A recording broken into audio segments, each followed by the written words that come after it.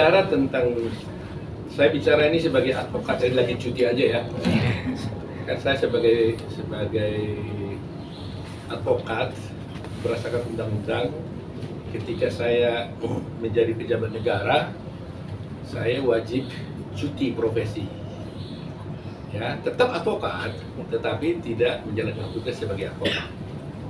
Jadi karena ini menyangkut soal persidangan-persidangan, mungkin lebih tepat kalau saya bicara sebagai advokat yang sedang cuti. Nah, bicara tentang contempt of court, memang ini kita kenal dalam dunia peradilan dimanapun, baik di luar negeri maupun di Indonesia, dikenal contempt of court. Tapi nggak ada dalam undang-undangnya. Jadi sekarang ini hanya bisa kita rasakan, kita pahami bahwa sebenarnya contempt of court itu maksudnya adalah penghinaan kepada pengadilan. Beda dengan kode etik, ya. Kalau kode etik adalah pelanggaran kode etik advokat bagi advokat, bagi hakim pelanggaran kode etik hakim, bagi jaksa pelanggaran kode etik jaksa, ya. Gitu. Nah, oleh karena itu dalam kasus seperti itu, kalau saya bicara tentang cara umum ya, bahwa tindakan orang yang menghina pengadilan itu sangat-sangat tidak dapat dibenarkan, baik oleh pengunjung sidang, terutama oleh para penegak hukum, baik advokat maupun jaksa. Jadi semua pihak di situ. Gak boleh kita melakukan penghinaan kepada pengadilan. Jadi kalau kalian bertanya tentang bagaimana kejadian kemarin, saya terus terang aja waktu kerja dari invitasi bertanya pada saya nggak lihat detail sebanyak kan. Saya anggap nggak ngikuti cara itu. Tapi gara-gara dia tanya, saya perhatikan semua memang ternyata memang ada orang naik ke atas meja untuk pakai toga menginjak-injak meja. Terus terang aja, saya sebagai advokat ya merasa prihatin sekali karena perbuatan itu sangat-sangat tidak bisa dibenarkan. Ya, selain pertama, dia itu kan tidak sesuai dengan profesi advokat itu sendiri. Karena profesi advokat itu adalah profesi yang terhormat, yang nobel. Sering dikenal istilah officium nobile. Itu profesi yang terhormat.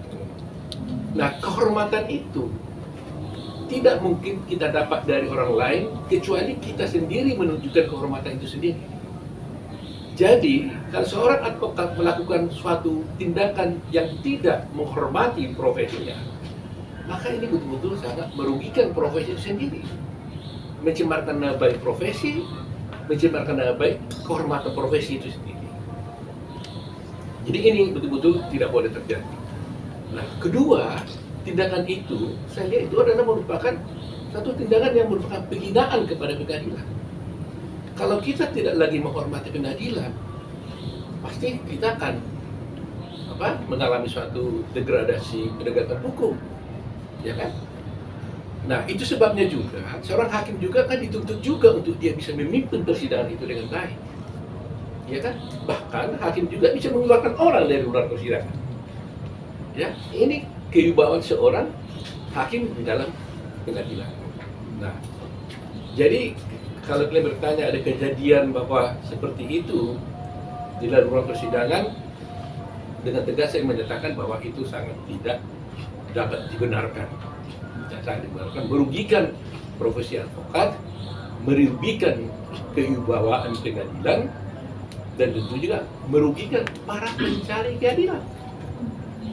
Kalau aturan umumnya dalam dunia profesi advokat dimanapun, ya kan, karena organisasi advokat itu kan dibuat berdasarkan undang-undang advokat.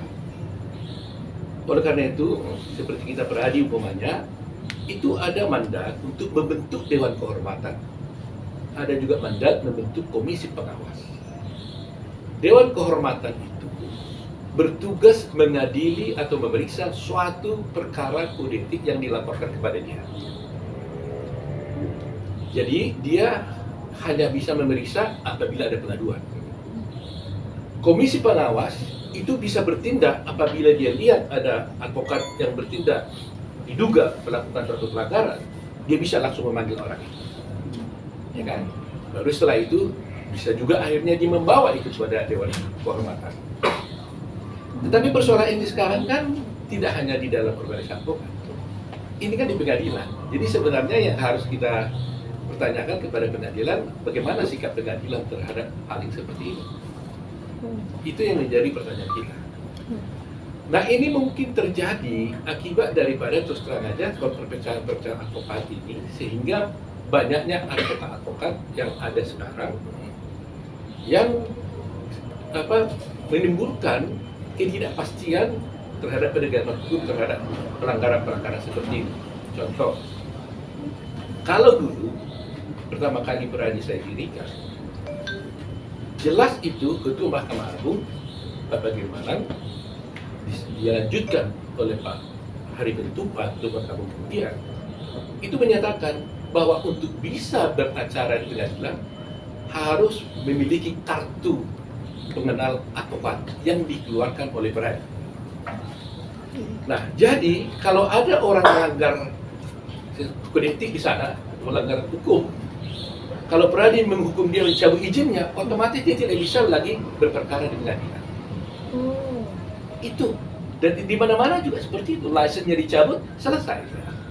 Sehingga kewibawaan organisasi itu terlihat. Dan itu membantu proses persidangan di pengadilan. Karena dengan kewibawaan organisasi advokat, maka pengadilan pun akan menjadi terhormat. Karena dijaga oleh organisasi advokat yang kuat. Nah, kalau organisasinya tidak seperti sudah seperti ini, terjadi seperti ini, bagaimana? Bagaimana tindakan pengadilan? Karena kewenangan pengadilan hanyalah terbatas kepada penyumpahan advokat. Jadi umpamanya organisasi advokat mengangkat seseorang advokat, kemudian diajukan ke pengadilan untuk bersumpah di pengadilan tinggi. Karena undang-undangnya mengatakan seorang advokat sebelum menjalankan tugasnya, dia wajib bersumpah di pengadilan tinggi. Hanya satu pasal ini, campur tangan pengadilan kepada dunia advokat ini.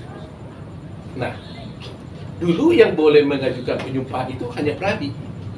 Nah, sekarang yang boleh mengajukan penyumpahan seluruh advokat. Nah, seandainya lah ada yang melanggar sebetulnya menghina pengadilan, oleh organisasinya itu dicabut izinnya umpamanya, kemudian orang ini pindah ke organisasi advokat yang lain, kan nggak bisa diapa-apain juga, tetap dia bisa beracara. Yang lebih parah sekarang ini ada tendensi advokat setelah diangkat oleh satu organisasi advokat, kemudian disumpah oleh pengadilan tinggi, lantas dia kan bisa beracara. Kemudian melanggar sesuatu seperti ini, melakukan penghinaan pengadilan. Dia menyatakan keluar dari semua organisasi manapun dia. Umpamanya dia menjadi organisasi, masuk di organisasi X. Dia bilang saya keluar. Dan tidak mendaftarkan dirinya sebagai advokat sebagai anggota daripada organisasi itu. Bayangin, siapa yang mengawasi dia? Ini yang betul-betul sangat berbahaya. Jadi ada satu individu mengaku diri sebagai penegak hukum, tidak terdaftar di organisasi advokat manapun, dia bebas berkeliaran melakukan perbuatan hukum apapun. Dan kalau dia menipu kliennya, dia tidak ada satu orang pun yang bisa menindak dia. Itu mengerikan. Karena itu tendensinya sekarang. Dia bilang, ngapain saya daftar jadi advokat organisasi apapun? Supaya saya bebas berbuat apa saja. Nah, ini yang berbahaya. Itu legal bang sekarang bang? Kenyataannya, faktanya banyak. Tapi dia punya bas bang, nggak punya bas. Dia punya bas, oke. Katakanlah diangkat dia oleh organisasi, jadi advokat kan, kemudian disumpah oleh paling tinggi, kemudian berpraktek. Setelah itu dia keluar, dia ada organisasi advokatnya. Lantas kalau dia melanggar kode etik, siapa yang mengadili? Kalau selama ini isunya kan dia pindah, masih mendingan di tempat lain dia bisa diadili. Ini enggak. Dia nggak pindah, dia keluar, tidak mau jadi anggota organisasi advokat. Ini yang selalu saya serukan itu. Jadi ini yang harus dipertimbangkan oleh semua para pihak-pihak terkait. Bahayanya. Nah, akibatnya apa? Yang rugi pencari keadilan. Yang rugi klien-kliennya. Klien-klien itu kan pencari keadilan. Jadi bayangkan seorang advokat tidak terdaftar di dalam satu organisasi advokat, melakukan proses bantuan hukum, dia tipu kliennya, nggak ada yang bisa mengadili. Kecuali penipuan mungkin bisa dibawa ke polisi. Tidak. Inilah yang berbahaya dalam sekarang.